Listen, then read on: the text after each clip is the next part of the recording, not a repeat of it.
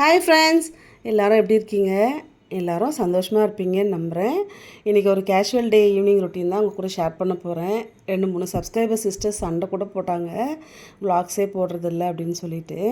குட்டீஸ்க்கு வந்து இங்கே half yearly exams நடந்துட்டதுனால ரொம்ப பிஸியான மாதிரி இருந்துச்சு. அதுவும் 2 பேரையும் பிடிச்சி உட்கார வச்சு நம்ம சொல்லி கொடுக்கறதுக்குள்ளே ரொம்பவே கஷ்டமாக இருந்தது. நல்லபடியாக எக்ஸாம்ஸ் எல்லாம் முடிஞ்சாச்சு. பிடிஎம் வந்தால் தான் தெரியும் இவங்க எப்படி பண்ணியிருக்காங்கன்னு சொல்லிட்டு. குட்டீஸ்லாம் தூங்கிட்டு இருந்தாங்க. அவங்க தூங்கும் போதே நம்ம வேலையெல்லாம் பார்த்துடலாம்னு சொல்லிட்டு தான் பார்த்துட்டு இருந்தேன். ரீஃபில் பண்ணுறது, எடுத்து வைக்கிறது இதெல்லாம். ஏஞ்சிட்டாங்கன்னா நம்மளை ஃப்ரீயாக வேலை பார்க்க விட மாட்டாங்க. அது ஏன் தெரியல. நம்ம அமைதியாக அவங்க கூட உட்காந்துட்டோன்னா அவங்களும் டிவி பார்க்குறது, எங்கேஜாக இருக்கிறது ஏதாச்சும் ஒன்று பண்ணுறாங்க. நம்ம கிச்சனுக்கு வந்தாலும் சரி, யாராச்சும் ஃபோன் வந்து நம்மளுக்கு பண்ணிட்டாலும் சரி, ஃபோன் பேசலாம் ரிலாக்ஸான்னு அப்படி போனோன்னா அப்போ தான் வந்து பக்கத்துலேயே அம்மா அவன் திட்டான் அடிச்சிட்டான்னு ஒரே கம்ப்ளைண்ட்டு. இது ஏன்னே எனக்கு புரிய மாட்டேங்குது. ஒரு வேளை கொஞ்சம் பெருசாலாம் மாறுவாங்க தெரியல.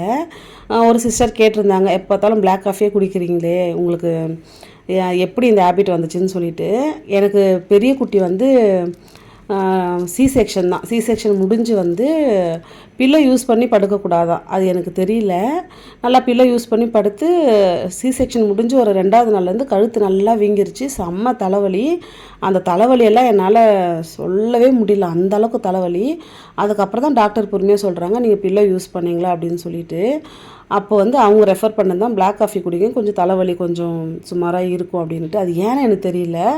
அன்னைக்கு அடிக்ட் ஆனது தான். ஒரு நாளைக்கு ஒரு வேலையாச்சும் எனக்கு பிளாக் காஃபி குடிக்கணும். குடிக்கலைன்னா அந்த டேவே வந்து எனக்கு என்னவோ மாதிரி அவ்வளோ ஒரு அடிக்ஷன். இந்த பால் ஆட் பண்ணி எந்த காஃபியோ டீயோ எனக்கு பிடிக்காது. பிளாக் காஃபி இருந்தால் போதும். ட்ரெயின் ட்ராவலில் கூட நான் இதை தான் எதிர்பார்ப்பேன். இந்த டீ காஃபி சேல்ஸ் பண்ணுறவங்ககிட்ட சுடு தண்ணி இருக்கா, காஃபி பொடி இருக்கான்னு தான் ஃபஸ்ட்டு கேட்பேன். அவ்வளோ அடிக்ட் ஆயாச்சு. அதுவும் இந்த காஃபி பொடி வந்து ஹோல்சேல் பாட்டிலாக வாங்குறத விட இந்த மாதிரி 2.5 சாஷேயாக வாங்குறது ரொம்ப பெஸ்ட் ஆப்ஷன் சொல்லுவேன். சில பேர் காஃபி ரொம்ப பிடிக்கும், அந்த பவுடர் வாசத்துக்காகவே அளவில்லாமல் யூஸ் பண்ணுறது இதெல்லாம் கூட நடக்கும். எனக்கும் அதெல்லாம் நடந்திருக்கு. அதனால் நான் இந்த மாதிரி பாக்கெட் வாங்கி ஒரு 5 நாளைக்குனா 5 பாக்கெட் அந்த மாதிரி கரெக்டாக இருக்கும். அதுவும் அந்த 10 ரூபா பாக்கெட் கூட அந்த அளவுக்கு நமக்கு லாபம் இல்லைன்னு தான் சொல்லுவேன். 10 ரூபாய்க்கு நம்ம ஒரு பாக்கெட் வாங்கினா 3 நாளைக்கு தான் வருது. இது வந்து 5 பாக்கெட் கரெக்டாக 5 நாளைக்கு வருது. எல்லாம் மார்க்கெட்டோட ஸ்ட்ராட்டஜின்னு நினைக்கிறேன். அதுக்கப்புறம் பொறுமையாக குடிச்சிட்டு இருந்தேன். அதுவும் பொறுமையாக குடித்தா தான் எனக்கு ரொம்ப திருப்தியாக இருக்கும், எந்த டிஸ்டர்பன்ஸும் இல்லாமல். அது என்னவோ தெரியல, அது வேறு உலகத்துக்கே போயிட்டு வந்துடுற மாதிரி இருக்கும். காஃபி லவர்ஸ் யாராச்சும் இருந்தால் கமெண்டில் சொல்லுங்கள். எனக்கு இந்த பப்பாளி மரத்தில் இந்த காயை பார்த்தா எனக்கு அவ்வளோ இதுவாக இருக்கும். டெய்லி இது ஒரு கண் இது மேலே நமக்கு கொடுப்பாங்கன்னு ஒரு நம்பிக்கை அப்படின்னு சொல்லிட்டு. சின்ன குட்டி தூங்குதுன்னு பார்த்துட்டு குடிச்சிட்டு திரும்பி வரேன். குலோப் ஜாமுன் அவங்க அப்பா வாங்கி வச்சுருந்தாரு, அதை எடுத்துகிட்டு வந்து இது பண்ணிகிட்ருக்கு. அதெல்லாம் சாப்பிடக்கூடாது. வெறும் எப்பவுமே வந்து தூங்கி எழுந்த உடனே சரி, தூங்க போகிறதுக்கு முன்னாடியும் சரி, ஸ்வீட்ஸ் வந்து நம்ம கன்சியூம் பண்ணிவிட்டு தூங்க போகக்கூடாது. ஏஞ்சதும் சாப்பிடக்கூடாது. டைரெக்டாக சுகர் வந்து ஃபுல்லாக ப்ரெட்டில் இதுவாக வாய்ப்பு இருக்குது. சொன்னால் கேட்கல. அதுக்கப்புறம் கொஞ்சம் தண்ணி எல்லாம் கொடுத்துட்டு திரும்ப வந்து வச்சு கொடுத்த அப்புறம் தான் ஒரு சாட்டிஸ்ஃபேக்ஷன் ஆனார். ஈவினிங் ஸ்நாக்ஸ்க்கு இதையே வச்சு முடிச்சிருவோம், கொஞ்சம் நேரம் கழிச்சு பாலாத்தி கொடுப்போம் தான் நினச்சேன். சாப்பிட்டு முடிச்சுட்டு வந்ததும் எனக்கு ப்ரெட் அல்வா வேணும், நம்ம ஊரில் சாப்பிட்டலன்னு ஒரே ஆடம். நான் வேறு போன வாரம்லாம் சொல்லிட்டு இருந்தேன் ப்ரெட் அல்வா பண்ண போகிறேன்னு சொல்லிட்டு. நானும் கொஞ்சம் சோம்பலாக விட்டுட்டேன், பண்ணியே தரல. எனக்கு இப்போவே வேணும்னு ஒரே ஆடம். எனக்கு முடியாதுன்னு சொல்கிறதுக்கும் மனசு இல்லை, செய்கிறதுக்கும் மூடு இல்லை.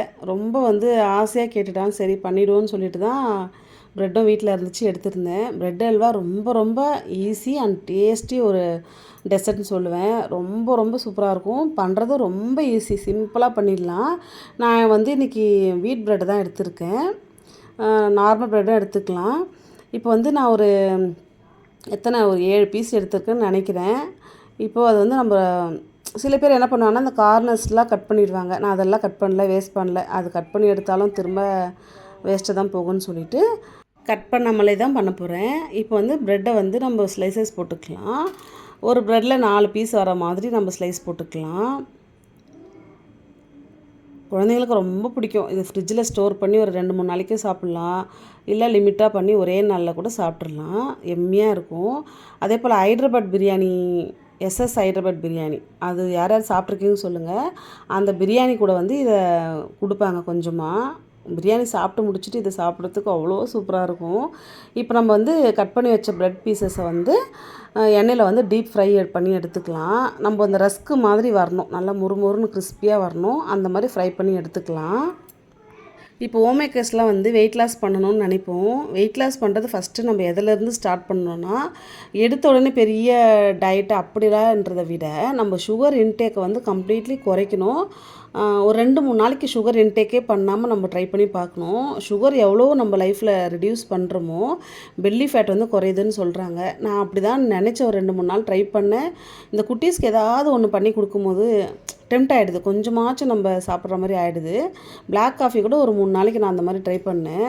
நமக்கு ஆனால் ஸ்டார்டிங் ஒரு 3 நாளைக்கு கொஞ்சம் கஷ்டமாக இருக்க மாதிரி இருக்கும். ரொம்பவே ஒரு ஆன்சைட்டி, டென்ஷனாக இருக்க மாதிரி இருக்கும். நம்ம வந்து பழகிட்டோம் டே டு டே லைஃப்பில் வந்து கொஞ்சம் கொஞ்சமாக ஸ்வீட் சாப்பிட்றது.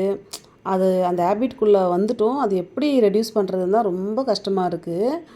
முடிஞ்ச அளவுக்கு ட்ரை பண்ண நினச்சிட்ருக்கேன். இப்போ வந்து நம்ம ப்ரெட் ஸ்லைஸஸை நல்லா வந்து டீப் ஃப்ரை பண்ணி எடுத்து வச்சாச்சு. இப்போ 2 கப் அளவுக்கு நான் தண்ணி எடுத்துக்கிறேன். இது வந்து ஒரு 7 ஸ்லைஸ் ப்ரெட்டுக்கு கரெக்டாக இருக்கும். இப்போ வந்து இன்னொரு மெத்தட்லையும் பண்ணுவாங்க. இப்போ நம்ம தண்ணி ஆட் பண்ணி தண்ணி கொதித்த உடனே சுகரை தேவையான அளவுக்கு சுகரும் போட்டு நல்லா மெல்ட் பண்ணி அப்புறம் ப்ரெட்டு போடுவாங்க. நான் என்ன பண்ணேன், தண்ணி கொதித்த உடனே ப்ரெட்டை ஆட் பண்ணிக்கிறேன்.